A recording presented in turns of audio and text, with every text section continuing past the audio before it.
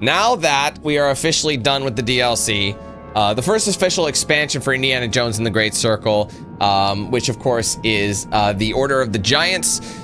Let's get into it. Let's discuss it. I don't normally review DLCs, but I think because of the nature of it and because of how much content there is and how long it actually took us to do it, I think it makes the most sense for me to go through this. So basically, this DLC goes back to the Vatican, can be played alongside the main game. So you actually, whether you have, whether you beat the story or not, it'll actually go in right alongside of the right alongside the main game.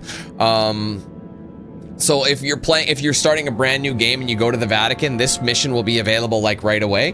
Or I don't know if you have to finish the Vatican or what. I'm not 100% sure, but I'm pretty sure it literally ties in with it and you can just start the mission whenever you want. So I think once you get to this area, I think you could talk to him and you can kind of do your thing from there. That's my thoughts. So, it's relatively straightforward to get what you need to get. You know what I mean? So, so with that in mind, new story adds this, kind of romantic cult of the Giants. It's like a cult that's worked into it. So the story, the concept is there and it kind of draws you in. Now let's talk about what I liked about the game. Obviously this DLC brought us a lot of new puzzles.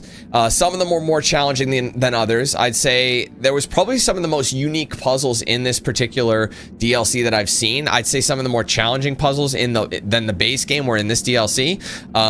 Obviously I think one of the more unique ones was when you had to light up that fireball, and like guide it through the room. That one required not just like a knowledge of where to move, where you needed to put things, but it also required knowledge, or it required skill in terms of speed. Like you had to plan your route and you were under the clock basically. So there were a lot of elements like that I thought was pretty cool. Some of them seemed difficult. Like this puzzle right in front of me was, I think, the one that was stumping the most people. It seemed difficult, but relatively straightforward once you really think about it.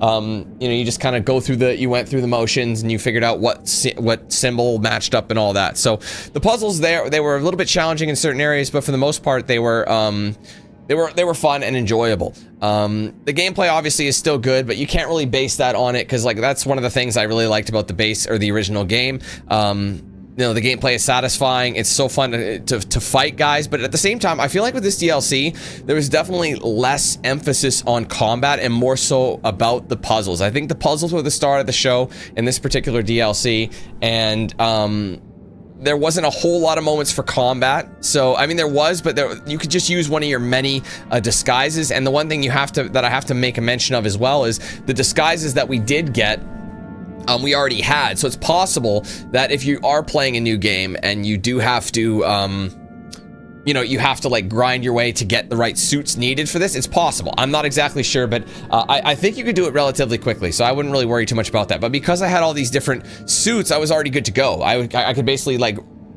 disguise when I needed to disguise. If I wanted to like stealth past the lieutenants who would be able to give you away, I could have done that as well. That was totally fine. It was relatively easy to do it, so I wasn't really concerned. But I guess it could be a little bit harder is my point. It could be harder if I was I had less stuff, because I've already 100% of this game before I got into this DLC. So I had all the books. I was fully overpowered. I was able to knock dudes out really easily, but that's just the way it was. I'm not blaming the DLC for that. I just think there weren't that many opportunities for major combat because it ended before it really got started. So I think that's the only thing about that. It was more focus on the puzzles, which is fine. Like I said, considering I'm overpowered, the combat isn't really necessary at this point anyway. So that's my thought. Overall, I'd say that was the most exciting thing about it. Obviously, the vibe is good. The characters are interesting for the most part, but at the same time, there wasn't a whole lot extra, which I'm going to go into what I didn't particularly love. I will say that this DLC didn't have a whole lot of sense with the story. I don't want to say it didn't have sense. It made sense, but I felt like the story could have been this, and it was like this. Chop, chop, chop, edit, squish. Do you know what I mean? So I felt like there could have been a lot of sections of the game or of the DLC that were missing. It felt like there was like, okay, now we're dealing with this cult. They introduced this cult and the cult just exists. You know what I mean? Yes, you can read the lore and everything, but at the same time, there wasn't really enough to really advance. Like, why are the cult here? Why is Ricci here? All this stuff. Like, why is he really doing it per se? There wasn't enough backstory and knowledge to get into it. You're like, oh, this happened. Boom, it's over. You know what I mean? So like, there just wasn't enough time for, I think, anything to really get traction. and by the time it was starting to get traction, it's like, that's it, these guys are done with, you know what I mean? Just like the cultists, like, it's like I got into the cultists, I saw them a handful of times. They had some moments that were creepy, you know, like those guys, they saw me and they were like kind of stalking me through the sewers. That bit was kind of cool, but at the same time, like, it pretty much ended once we got here, and I'm like, dude, just 1v1 me and you're toasted. Actually, 6v1 me, 10v1 me, I'll school you all, you know what I mean? So I felt like that didn't really matter that much, and because of that, we didn't really get a truly whole experience. And another thing that has to be said, the price tag is really high, man. I gotta say, the price tag is I remember seeing it was over $30 Canadian too. I think it's more than 20 bucks US.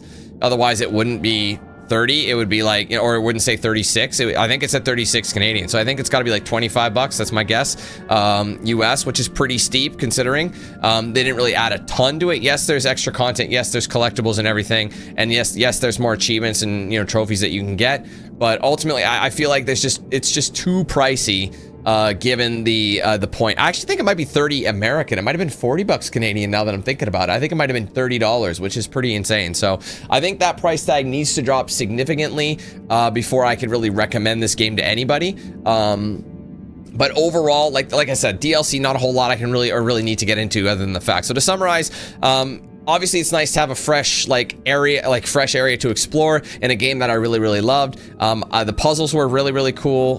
The environments were cool, obviously, like all the different areas. It was very linear, but it's not overwhelming. I'd say the problem with the original game is that there's a lot of areas that take a lot of time to get to. Obviously, having the fast travel and it being on a smaller scale make it easier to fast travel back to where you were and kind of get the things that you might have missed going in. So I think that is a really handy thing. Otherwise, it's a really overpriced DLC, and I think the story just doesn't have enough time to get any traction. So with all that being said, I think based on what we, you know, those things, all things considered, I think this DLC for me is going to get a 7 out of 10. Again, above average. It's well above average. It's in the kind of good territory, not great, but in the good territory. I just think if this DLC was like half price than what it was, then it make way more sense. But with this current price tag, I just don't really think it makes any sense whatsoever to go for it. But it's still a fun experience, and I still really enjoyed this. Obviously, any chance I can get to go back to Indiana Jones, one of my favorite games of 2024,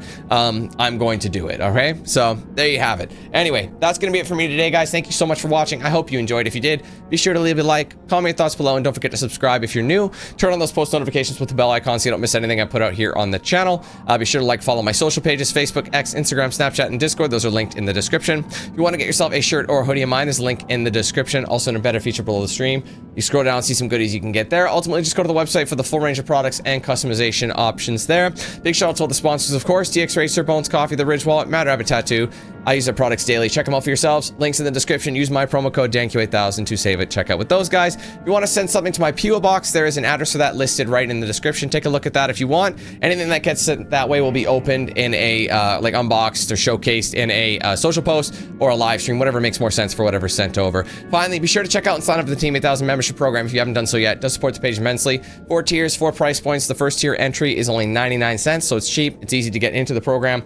For signing up across across various tiers, you'll get things like custom badges by your name, custom emojis using chat, exclusive video stream access, priority in open lobbies, giveaways, discounts, and plenty more. We are working our way through the 450s. I'm very excited about that.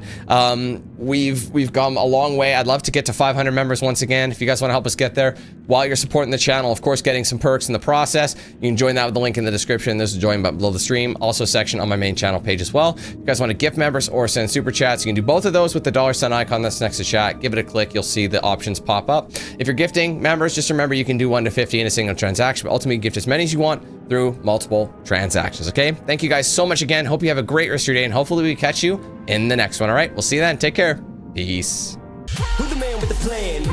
If you feel trouble wild and wild on these violent and hit you 8,000. Wait a minute, hold that style, it's dialed in. Goddamn Billy Jack, we still riding, tires flat. I hear them sirens, see shots flying, so we driving, fire back if they ain't vibing. Lie with that, got me dressed up in all black. What up? Hood up, and I see them haters try to run with us, they gon' need inhalers. Gotta breathe them hard just like Darth Vader. Players, grab your respirators, night invaders get lightsabered. Mask on for the shooters, move like trash to bed intruder. Got that Glock and got them woofers, just press play, I'll keep it moving. Who is not? Still you damn fools. Keep it fresh like canned food. There ain't nothing we can't do, so tune into that damn Q.